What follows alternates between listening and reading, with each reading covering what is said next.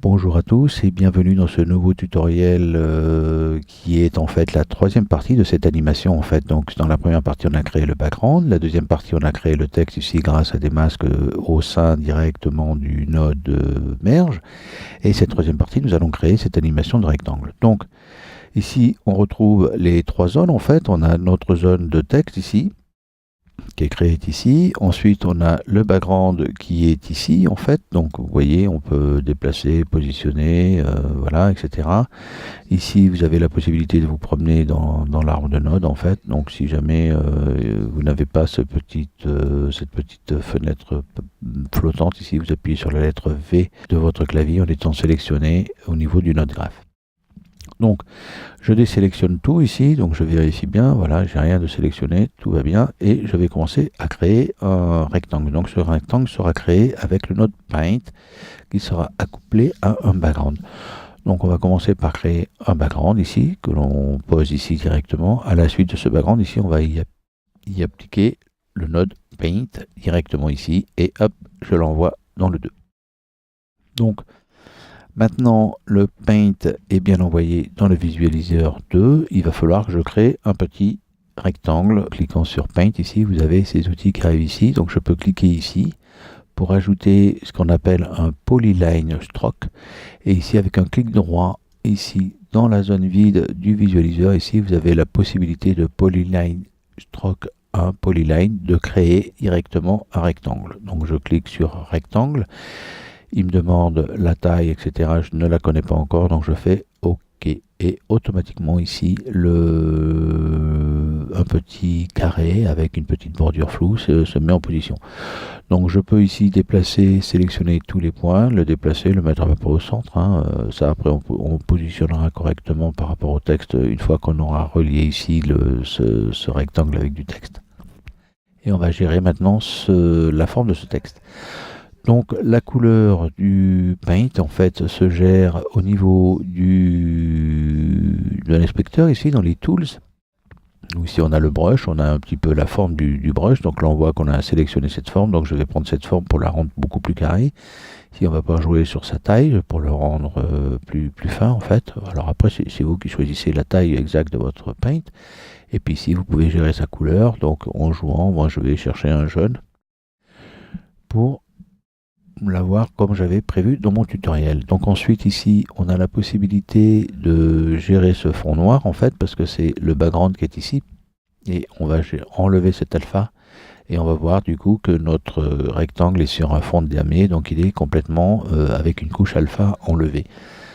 Donc voilà l'astuce pour utiliser justement Paint avec des strokes différents, faire des rectangles, des carrés avec des bordures, etc., etc. Donc on fera dans un tutoriel spécial pour Paint parce qu'il est quand même assez complexe au niveau de l'utilisation. On peut faire énormément de choses avec lui dans les prochains tutos. Donc ensuite on va réunir le texte ici qui se trouve ici avec le background qui se trouve ici en fait, donc ce background rectangle pardon. Donc je clique dans le vide, j'apporte toujours un merge bien sûr, et ici je vais dire que ça c'est mon texte, donc je vais l'envoyer dans l'entrée ici background, et celui-là je vais l'envoyer dans le foreground. Du coup en visualisation j'ai bien mon texte ici qui se retrouve sous le rectangle. Voilà, donc je n'avais rien parce que j'étais au début ici, j'avais pas d'animation, donc vous voyez en jouant, hop, j'obtiens le bon effet de la combinaison entre mon stroke et mon paint. Donc là le paint est en dessous en fait, on voit bien que les lettres sont au dessus, donc si j'inverse c'est ici les entrées, donc si j'inverse ici que je le mets si j'inverse, c'est-à-dire que celui-là je le mets en foreground et celui-là je le mets en background, du coup j'aurai l'inverse. Donc ça c'est vraiment un choix. Donc moi j'aime bien avoir le texte dessous et le rectangle dessus. Bon, après dans cette animation là il n'y a aucune incidence. Donc une fois que c'est fait, c'est là où intervient tout le travail d'animation de ce rectangle. Donc, dans Merge, ici, on l'a bien en visualisation. Donc, maintenant, on va animer l'apparition du trait. Donc, l'apparition du trait, en fait, c'est dans Paint, ici. Et dans Stroke Control, ici, vous avez la possibilité de jouer sur l'option Write On, qui est l'écriture, en fait. Et quand vous voyez, quand je déplace, ça permet d'animer justement la bordure. Et ça, c'est vraiment le truc qui est lié grâce au Polyline Stroke ici que j'ai créé. Donc je me cale au début, donc c'est-à-dire à 10 images, donc je double-clique ici, 10 images, donc le texte n'est pas encore apparu, et je vais mettre à 0. Enfin, alors après, vous choisissez le sens, hein, on va choisir ce sens-là, donc je vais mettre ici, voilà, et je crée un point clé exactement comme pour les transformations des textes, de position de texte qu'on avait fait dans l'épisode précédent. Donc une fois qu'on est à 50 ici, à 0, pardon, à 10 images, donc je reviens ici à 50, qui est la fin de l'animation du texte, et là je vais faire apparaître le stroke. Enfin, je dis à chaque fois le stroke, mais c'est le stroke control, voilà, je le fais apparaître et j'anime entièrement le paramètre écriture pour pouvoir l'animer. Et maintenant, si je me déplace au niveau du curseur, je vois que mon texte s'anime. Le texte et le rectangle. Donc maintenant, il faut animer aussi le rectangle qui grandit avec le texte en fait, parce que vous voyez que le texte apparaît. Et il rentre, donc on va faire agrandir le texte en même temps. Donc là, il y a une petite astuce qui consiste à cliquer ici, vous voyez, pour right click here for shape animation. Donc je clique droit et je fais animate. Du coup ici, je peux sélectionner les deux points clés qui m'intéressent. En fait, c'est celui-là et celui-là, hein, pour le moment, pour que je vais positionner ici directement ici. Et je fais la même chose directement ici. Je fais attention à bien garder la linéarité des angles. Voilà. Et maintenant, ici, je me redéplace et j'arrive parce que là, vous voyez, hop, le triangle est agrandi. Je reviens à 10 au début. J'ai toujours mes deux points qui sont sélectionnés ici. Je peux les ramener au début de l'effet. Et pareil ici pour les deux points à droite. Et je le positionne ici au début de l'effet. Et maintenant, j'ai plus qu'à regarder ce qui se passe. Vous voyez, ça s'anime en même temps que le texte.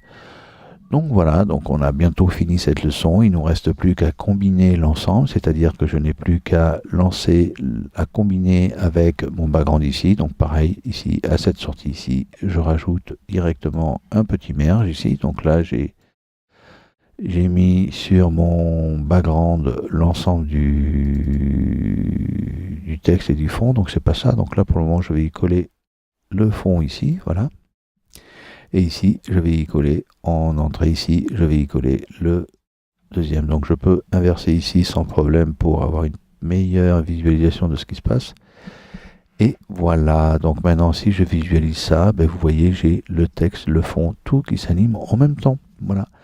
Donc vous voyez, c'est quelque chose qui est assez simple, assez bien positionné, qui fonctionne bien, et vous pouvez comme ça retravailler, créer des motion design directement dans DaVinci sans être obligé de passer par d'autres logiciels comme After Effects ou Motion 5. Maintenant, grâce à Fusion, c'est devenu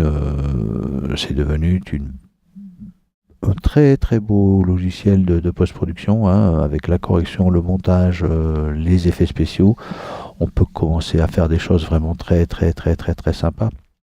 Et tout ceci, évidemment, si vous le souhaitez le voir en sortie, hein, n'oubliez pas ici, alors je ne sais pas où il est, bon je ne l'ai plus, donc je vais faire un petit clic droit, Add Tool, IO, Media Out, voilà. Je rentre ici, je rentre directement ici, et j'oublie pas de le visionner ici.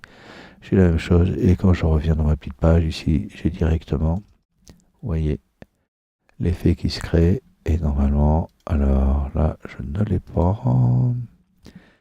Pourquoi je ne l'ai pas là? J'ai le merge, j'ai tout. Ah oui, là, parce que là, j'ai un media out ici, qui est directement ici. Voilà, c'est là qu'il y a ma petite erreur. Tout vient de là. Vous voyez, j'ai fait une petite bourde. Donc ici, on a le fond qui rentre ici, le fond qui rentre ici, ici, le fond qui va ici, je reviens ici et je vérifie et ça marche. Voilà, donc vous voyez, il faut faire attention, hein, aux différentes petites positionnement des nodes qui peuvent perturber et vous empêcher de voir. Donc ça va être votre problème numéro un au départ, hein, pour pouvoir bien régler un effet. Faire attention à ne pas laisser traîner des choses ici qui peuvent perturber la sortie et ne pas voir ce qui se passe directement ici. Donc en général, le souci vient directement, hein, d'un node media out qui n'est pas au bon endroit. Moi, il était placé, vous avez vu quand j'ai créé mon premier fond, l'animation du fond ici, j'avais la sortie et du coup, je l'ai un peu oublié en continuant un petit peu le tutoriel. Donc du coup, je n'ai pas eu la bonne sortie au bon endroit. Mais voilà, tout est rentré dans l'ordre. Et voilà pour ce petit tutoriel sur l'animation d'un rectangle avec des textes. À bientôt.